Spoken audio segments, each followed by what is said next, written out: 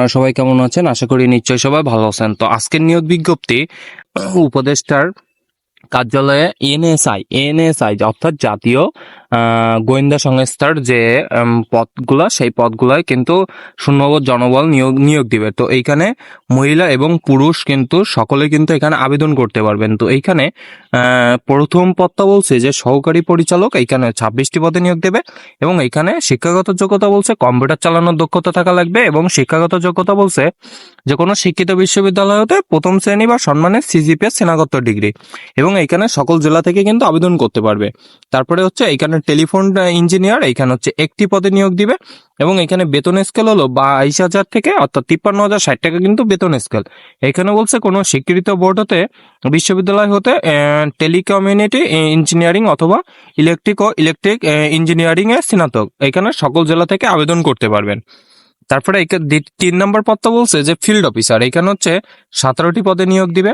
এখানে শিক্ষাগত যোগ্যতা বলছে যে কোনো শিক্ষিত বিশ্ববিদ্যালয় হতে দ্বিতীয় শ্রেণীর স্নাতক বা সম্মান ডিগ্রি, কম্পিউটার চালানোর দক্ষতা থাকা লাগবে, উচ্চতা থাকা লাগবে পুরুষের ক্ষেত্রে অন্যত 5 ফুট 3 ইঞ্চি এবং মহিলাদের ক্ষেত্রে 5 ফুট এবং বুকের মাপ থাকা লাগবে পুরুষ ও মহিলার ক্ষেত্রে উভয় 30-32 ইঞ্চি সম্প্রসারিত অবস্থায়। ঠিক আছে।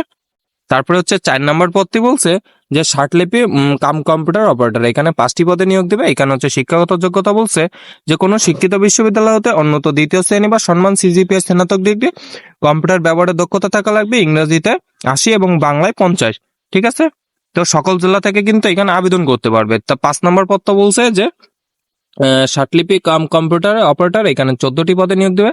এখানে হচ্ছে কোনো শিক্ষিত বোর্ড হতে বিশ্ববিদ্যালয় হতে অন্যত দ্বিতীয় শ্রেণী বা সম্মান সিজিপিএ স্নাতক ডিগ্রি, তারপরে কম্পিউটার চালানোর দক্ষতা থাকা লাগবে। এখানেও সকল জেলা থেকে কিন্তু আবেদন করতে পারবে। তারপরে বলছে যে ওয়্যারলেস অপারেটর, এখানে হচ্ছে 20টি পদে নিয়োগ দিবে।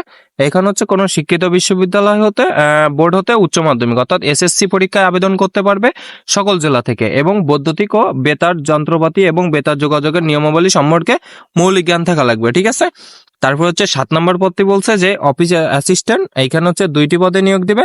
এখানে হচ্ছে কোনো শিক্ষিত বোর্ড হতে উচ্চ মাধ্যমিক অর্থাৎ এইচএসসি পরীক্ষায় হলে পাশ করলে কিন্তু সে আবেদন করতে পারবে এবং কম্পিউটার চালানোর দক্ষতা থাকা লাগবে এবং এখানে সকল জেলা থেকে আবেদন করতে পারবে।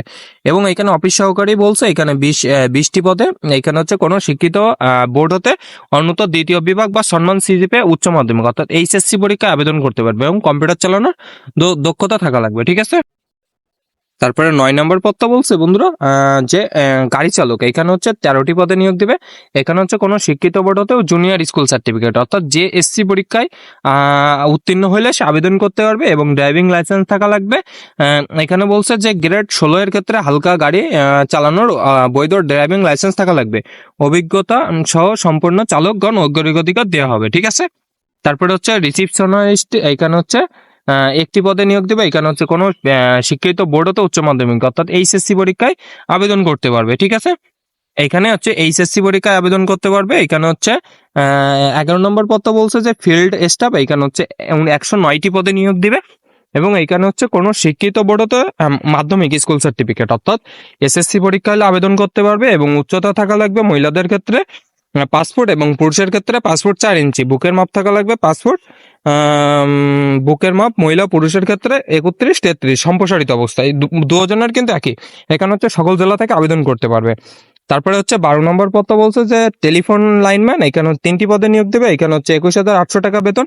এখানে হচ্ছে পরের পদটা বলছে যে অফিস সহায়ক, এখানে 24টি পদে নিয়োগ দেবে। এখানে হচ্ছে 24টি পদে নিয়োগ দেবে। এখানে হচ্ছে কোনো শিক্ষিত বোর্ড হতে মাধ্যমিক স্কুল সার্টিফিকেট অর্থাৎ এসএসসি পরীক্ষা হলে কিন্তু আবেদন করতে পারবে। ঠিক আছে। তো এখানে সকল জেলা থেকে আবেদন করতে পারবে। তো এখানে সত্যবলী বলছে যে প্রথমেই বলছে যে 1/3/2025 তারিখে 18 থেকে 32 বছরের মধ্যে হওয়া লাগবে অর্থাৎ 18 বছরের উপরে এবং 32 বছরের ভিতরে হওয়া লাগবে, তাহলে সে এখানে আবেদন করতে পারবে। ঠিক আছে।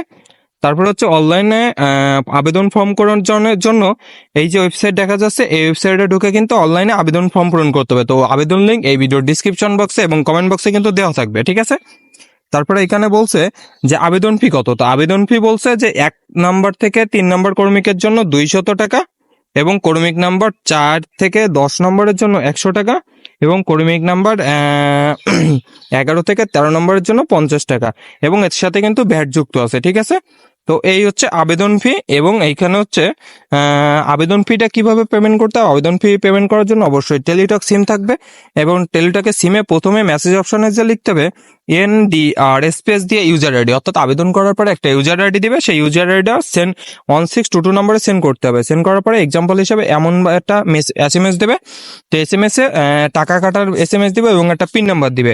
পিন নাম্বার দিলে দ্বিতীয় SMS এ যে লিখতে হবে যে এখানে হচ্ছে দ্বিতীয় মেসেজে লিখতে হবে NDR স্পেস ইয়েস দিয়ে স্পেস পিন নাম্বার, অর্থাৎ যে পিন নাম্বারটা দিবে প্রথম SMS করার পরে সেটা পিন নাম্বারটা দিয়ে 1622 নম্বরে সেন্ড করতে হবে।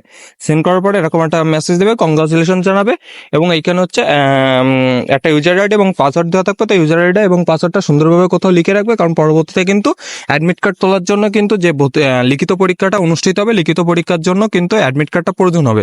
তো অ্যাডমিট কার্ড তোলার জন্য কিন্তু ইউজার আইডি এবং পাসওয়ার্ডের প্রয়োজন পড়বে। তো এইটা কিন্তু খুব সুন্দরভাবে কোথাও লিখে রাখবে বা সেভ করে রাখবেন, তাহলে এটা কিন্তু পরবর্তীতে আপনার দরকার হবে। ঠিক আছে, তো এখানে যে আবেদন শুরুর তারিখ হচ্ছে 6/4/2025 তারিখ, আবেদন জমাদানের শেষ তারিখ হচ্ছে 20/4/2025 তারিখ, অর্থাৎ আবেদন কার্যক্রম শুরু হবে 6/4/2025, আবেদন কার্যক্রম শেষ হবে 20/4/2025। ঠিক আছে, তো এই হচ্ছে আবেদন কার্যক্রম এবং সকল বিষয়।